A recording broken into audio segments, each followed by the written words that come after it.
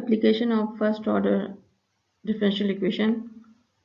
इसमें टॉपिक है ऑर्थोगोनल ट्रांजेक्टरीज।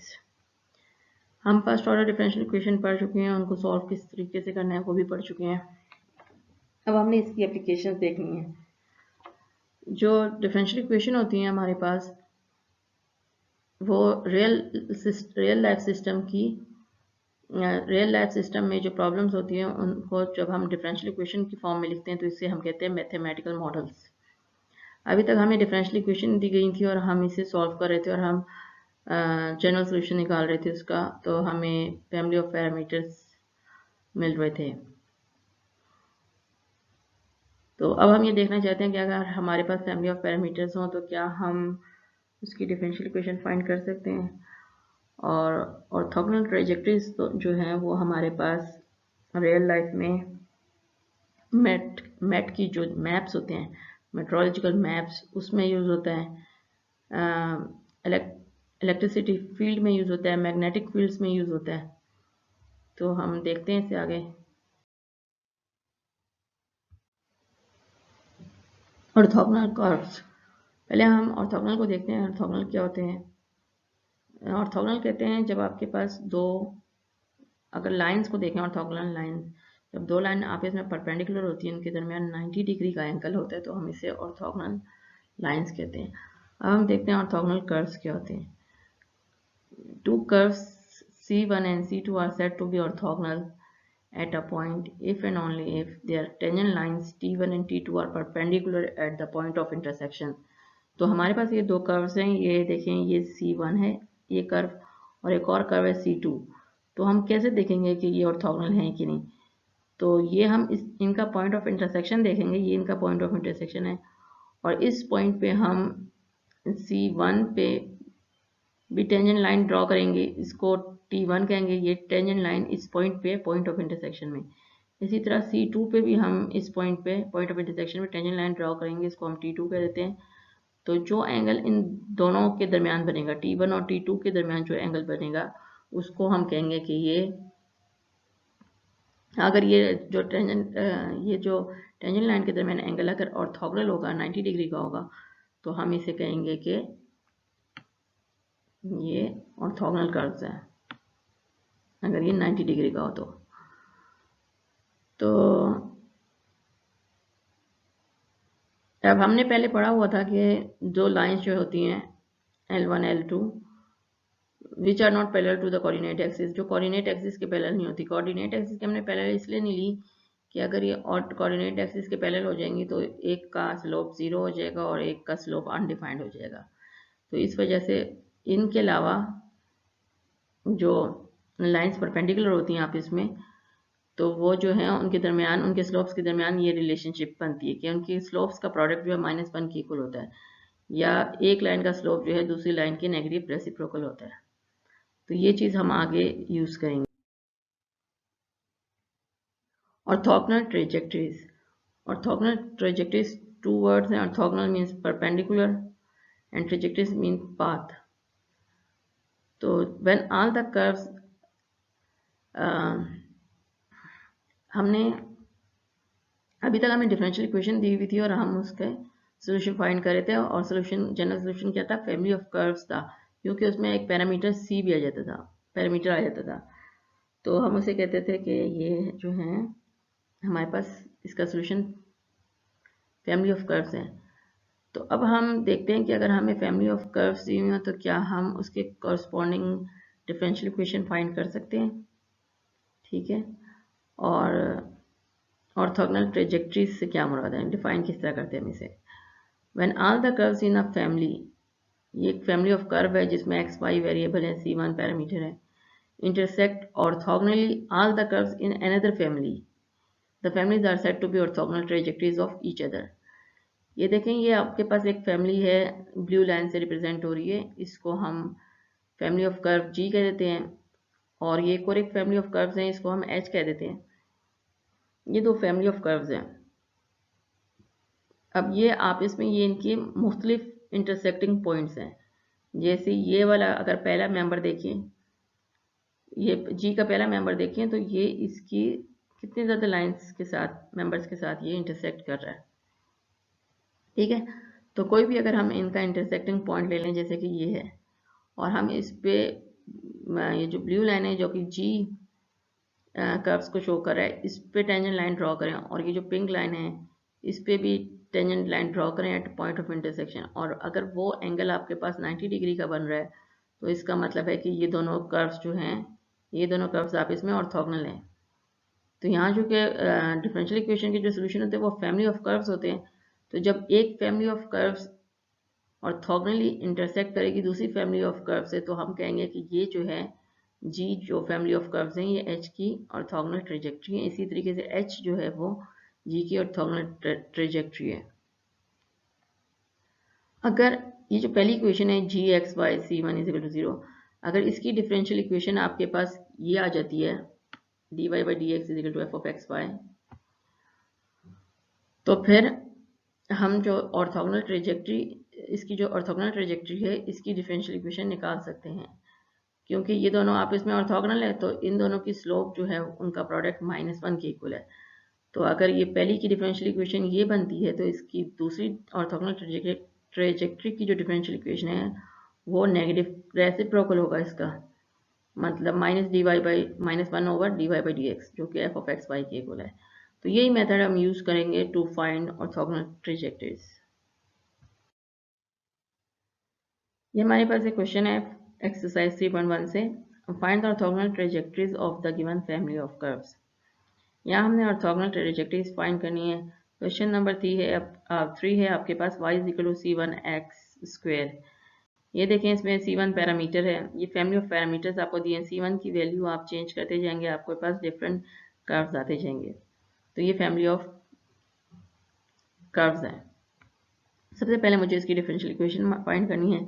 इसको डिफरेंशिएट कर देते हैं विद रिस्पेक्ट टू x। तो ये आपके पास D Y by D X आ जाएगा, ये c1 कोफिशिएंट है, c1 वैसे ही रहा, और x² का डेरिवेटिव 2x आ गया विद रिस्पेक्ट टू x। यहाँ हमने क्योंकि डिफरेंशियल इक्वेशन है लेकिन इसमें कोई पैरामीटर नहीं होनी चाहिए, तो c1 की वैल्यू हम इक्वेशन नंबर 1 से निकाल लेते हैं। इक्वेशन 1 को देखें तो x को अगर मैं इस साइड पे डिवाइड कर दूँ तो c1 मेरे पास आ जाएगा y ओवर x²। इसको मैं इक्वेशन 2 में पुट कर दूँ तो c1 की जगह y ओवर x² पुट कर दिया और सिंप्लीफाई किया तो मेरे पास आ गया d Y by D x is equal to 2y by x. तो ये डिफरेंशियल इक्वेशन है गिवन फैमिली ऑफ कर्व्स की, जो कि हम जनरल फॉर्म में इस तरह लिखी हुई है, एक्स और वाई का फंक्शन है। अब हमें डिफरेंशियल इक्वेशन चाहिए और ऑर्थोगोनल फैमिली ऑफ कर्व्स की, तो ये हम क्या लिखेंगे, इसे लिखेंगे कि ये नेगेटिव रेसिप्रोकल है D Y by D x. तो ये आपके पास 2y बाई एक्स,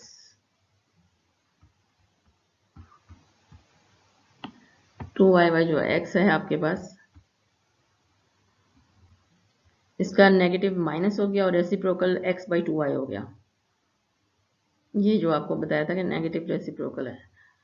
अब ये देखें ये आपके पास एक सेपरेबल डिफरेंशियल इक्वेशन है, जिसको हम, ये जो हमारे पास डिफरेंशियल इक्वेशन है ये ऑर्थोगोनल फैमिली की, ये भी एक सेपरेबल डिफरेंशियल इक्वेशन है। अगर 2y को इस साइड पे ले जाएं और dx को इस साइड पे ले जाएं और फिर इसे इंटीग्रेट कर लें तो आपके पास यहाँ पे 2y² बाई 2 आ जाएगा और यहाँ पे आ जाएगा -x² बाई 2 और साथ कांस्टेंट ऑफ इंटीग्रेशन c1 पहले यूज़ हो रहा था तो इसलिए मैंने यहाँ पे c2 लिख दिया। तो ये जो आपके पास आया है, ये जो इक्वेशन आई है फैमिली ऑफ कर्व्स, ये गिवन फैमिली ऑफ कर्व्स की ऑर्थोगोनल ट्रेजेक्टरीज है।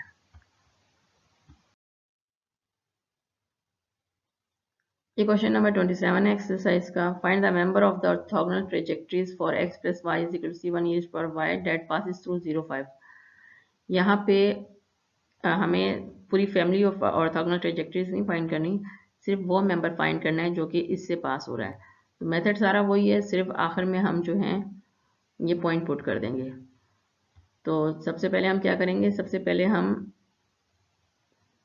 या इस इक्वेशन को, गिवन इक्वेशन को मैंने 1 कह दिया, इसको डिफ्रेंशिएट कर लेते हैं विद रिस्पेक्ट टू एक्स ताकि मुझे इसकी डिफरेंशियल इक्वेशन मालूम हो जाए।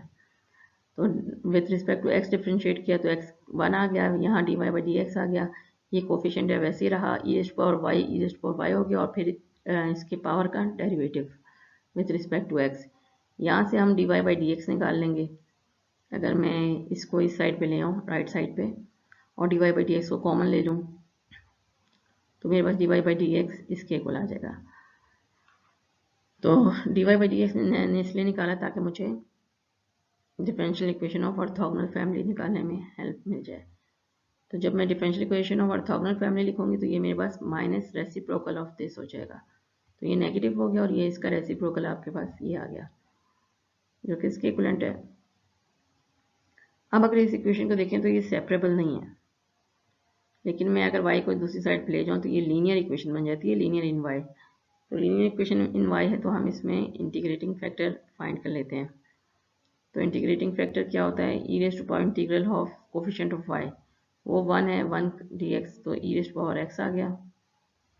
अब हम इस इंटीग्रेटिंग फैक्टर से इक्वेशन 2 को मल्टीप्लाई करेंगे तो लेफ्ट हैंड साइड जो है मेरे पास डेरिवेटिव हो जाएगा इंटीग्रेटिंग फैक्टर और y का, और राइट हैंड साइड को भी ये वैसे लिख दिया। और अब इसको इंटीग्रेट करेंगे दोनों साइड पे तो डेरिवेटिव और इंटीग्रल कैंसिल हो गया, e raise power X Y आ गया। और अब इसको इंटीग्रेट करते हैं, ई रेज़ पावर एक्स को इंटीग्रेट करेंगे तो ई रेज़ पावर एक्स ही आएगा माइनस, और फिर यहाँ पे दो फंक्शन है, एक एक्स है एक ई रेज़ पावर एक्स है, इसलिए हम इंटीग्रेशन बाई पार्ट्स लगाएंगे। यू को हम एक्स ले लेते हैं क्योंकि पहला फंक्शन हम उसको लेते हैं जो कि डेरिवेटिव लेने से सिंपल हो जाए और ख़त्म हो जाए। तो u को हमने x ले लिया और e पावर x dx को dv ले लिया। अब u का डेरिवेटिव ले लिया तो du is equal to dx आ गया, और dv को इंटीग्रेट किया तो मेरे पास e पावर x आ गया। ये इसलिए क्या है कि ये हमारे पास फार्मूले में यूज़ होगा।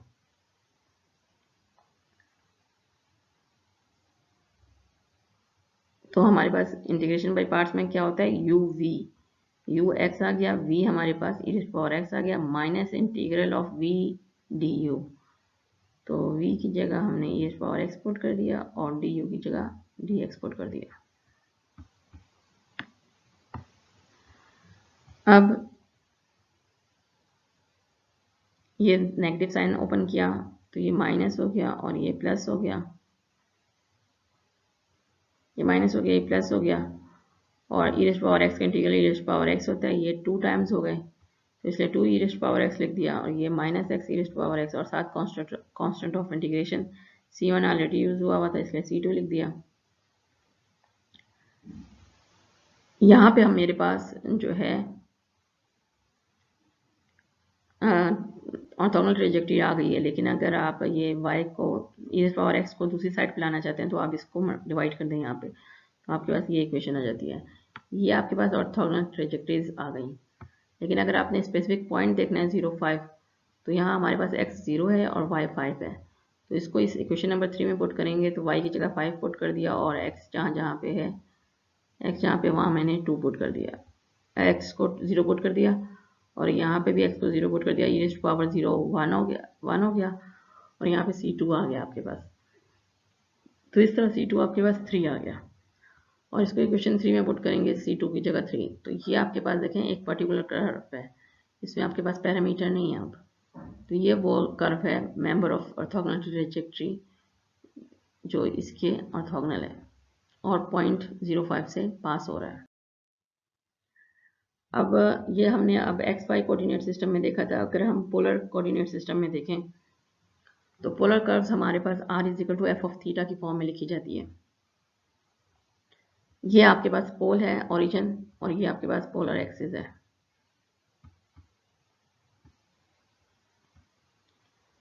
ये एक कर्व है, कर्व को हमने r is equal to f theta लिखा और इसमें ये एक पॉइंट है जिसे हम पी आर थीटा से ये डिनोट होता है। r और थीटा दो कंपोनेंट्स हैं इसके। तो इस पॉइंट पे ये जो रेडियल कंपोनेंट है जो कि पोल से और यहाँ से आता है, पोल से पास होता हुआ इस पॉइंट से पास होगा, ये रेडियल लाइन कहलाता है। ये रेडियल लाइन है और इसी पॉइंट पे अगर हम टेंजेंट लाइन ड्रॉ करें, टेंजेंट लाइन क्या होता है, जो कि कर्व को इस पॉइंट पे एक पॉइंट पे टच करता है। तो ये आपका टेंजेंट लाइन हो गया। तो इस रेडियल लाइन और टेंजेंट लाइन के दरमियान जो एंगल बनता है इसको हम साई कह रहे हैं। तो हमारे पास और इसी से हम देखेंगे, इससे हम देखेंगे कि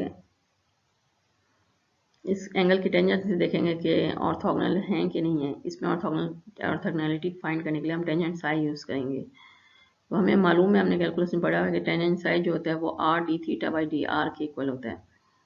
अब दो कर्व्स यहाँ पे, दो पोलर कर्व्स तब ऑर्थोगोनल होंगी जब इनके दरमियान जो टेंजेंट है उनका प्रोडक्ट जो है वो -1 के इक्वल आ जाए। तो हमें एक एग्जांपल देखते हैं क्लियर करने के लिए। Find the orthogonal trajectories of the given polar curves. Question number 29 है r = 2c1 cos थीटा। इसको भी हम उसी तरीके से सॉल्व करेंगे। यहाँ से आप c1 निकाल लें और इसको डिफ्रेंशिएट करें with theta. r with respect to r भी आप डिफ्रेंशिएट कर सकते हैं। मैंने विद रिस्पेक्ट टू थीटा कर दिया, तो ये D R by D theta आ गया। 2c1 इसमें कोफिशिएंट है, कोफिशिएंट वैसे ही रखे, और कॉस थीटा का डेरिवेटिव माइनस साइन थीटा आ गया। तो D R by D theta, यहाँ c1 की मैंने वैल्यू पुट कर दी r2 कॉस थीटा। तो अब ये आपके पास एक डिफरेंशियल इक्वेशन बन गई पोलर फॉर्म में, जो कि गिवन फैमिली ऑफ कर्व की डिफरेंशियल इक्वेशन है। अब हम इसका टेंजेंट निकाल लेते हैं, क्योंकि हमने टेंजेंट से ही डिफाइन किया था कि टेंजेंट के दरमियान जो एंगल होगा उसके लिहाज से हम ऑर्थोगोनल ट्रेजेक्टरी डिफाइन करते हैं। तो टेंजेंट साई 1 निकाल लेते हैं। पहले कर्व के एंगल को साई 1 कह देते हैं, टेंजेंट साई 1। तो ये किसके इक्वल होता है, r d theta by d are के। तो r लिख दिया और D theta by d are, तो मैंने तो D R by D theta निकाला, तो मैं इसका रेसिप्रोकल ले लेती हूँ। तो इसको नीचे लिख दिया minus r tangent theta. r से कैंसिल हो गया, मेरे पास -4 टेंजेंट थीटा आ गया। अब मुझे डिफरेंशियल इक्वेशन चाहिए ऑर्थोगोनल ट्रेजेक्टरीज का, तो वो किसके इक्वल होगा, -1 ओवर टेंजेंट साई 1 के। और इसको हम क्या लिखेंगे, r d theta by d are. तो ये रेसिप्रोकल है, माइनस यहाँ माइनस आ गया और 1 ओवर कॉट टेंजेंट थीटा हो गया, तो ये इक्वल हो गया टेंजेंट थीटा के। तो अब हमारे पास डिफरेंशियल इक्वेशन क्या बनती है ऑर्थोगोनल ट्रेजेक्टरीज की, r d theta by d r is equal to tangent theta. अब ये देखें, ये इजीली सेपरेट हो सकती है, तो ये सेपरेबल डिफरेंशियल इक्वेशन है। टेंजेंट थीटा को इस साइड पे ले जाएं और r को इधर डिवाइड कर दें और dr को मल्टीप्लाई कर दें, तो आपके पास ये सिचुएशन आ जाएगी। इसको इंटीग्रेट कर दें दोनों साइड पे, तो कोटेंजेंट थीटा को हम लिख सकते हैं कॉस ओवर साइन। तो नीचे साइन है, ऊपर इसका, तो टेंजेंट थीटा को हम क्या लिख सकते हैं, cos over sine, cos theta over sine theta. तो नीचे फंक्शन है, ऊपर इसका डेरिवेटिव मौजूद है, तो इस वजह से हम इसको ln ऑफ साइन थीटा लिखेंगे। इसी तरीके से नीचे यहाँ r है, ऊपर r का डेरिवेटिव मौजूद है, इसे ln ऑफ r लिख देंगे और साथ कांस्टेंट ऑफ इंटीग्रेशन आ गया। ln को हटाने के लिए ln r को उस साइड पे ले गए, और ये ln की लॉग की प्रॉपर्टीज़ है, नेचुरल लॉग की प्रॉपर्टीज़ है कि ये अगर नेगेटिव हो रहे होते हैं तो ये डिवाइड हो जाता है, sine theta divide by r। तो अब ये ln हटाने के लिए मुझे दोनों साइड पे एक्सपोनेंशियल अप्लाई करना पड़ेगा। इधर भी एक्सपोनेंशियल अप्लाई कर दिया, इधर भी एक्सपोनेंशियल अप्लाई कर दिया। तो e और ln आप इसमें एक दूसरे के इन्वर्सेस हैं, तो ये कैंसिल हो गए और आपके पास absolute of sine theta over r is equal to e raise to power c2 आ गया। एब्सोल्यूट हटाने के लिए यहाँ प्लस माइनस आ गया, तो plus minus e raise to power c2 को मैंने c3 कर दिया, तो मेरे पास साइन थीटा ओवर r जो है c3 आ गया। इसको हम यूँ भी लिख सकते हैं, r is equal to sine theta over c3।